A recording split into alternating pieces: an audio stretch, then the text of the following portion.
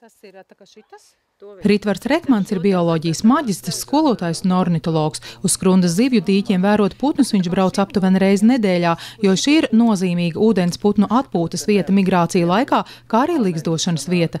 Liels bijis viņa pārsteigums, kad starp ierastajiem putniem viņš pamanīs ko pilnīgi atšķirīgu – pīli ar baltu galvu. Pēc ilgākas vērošanas viņš atpazinis baltgalvas zilknābi, kas līdz šim Latvijā nebija novērots. Jāteic gan, ka lielā dīķa vidū putnu iespējams saskatīt tikai ar speciālo optiku. Putnu dabīgais izplatības areāls ir Eiropas dienvidos, Ziemeļāfrikā un Āzijā. Polijā ir kaut kādi 11 novērojumi, ir arī redzēts Zviedrijā, un cik es zinu, tad, piemēram, kaimiņu valstīs, Baltkrievijā, Lietuvā, Igaunijā nav novērots vispār.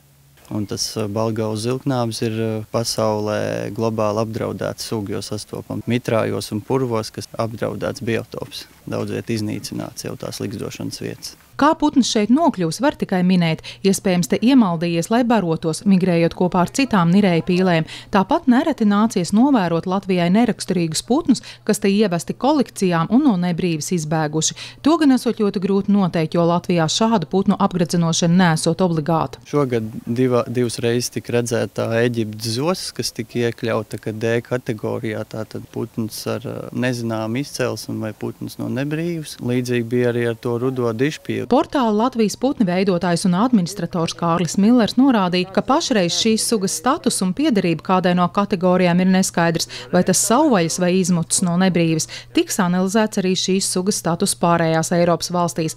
Latvijā šobrīd reģistrēts vairāk nekā 360 putnu sugu, bet to skaits pieaug. Tā, piemēram, septembrī pēc pusotra gada pārtraukuma tika manīta jauna putnu suga – rudsānu zilastīte. Ieva Benefelda, Alans Perševics, Skrundas televīzija.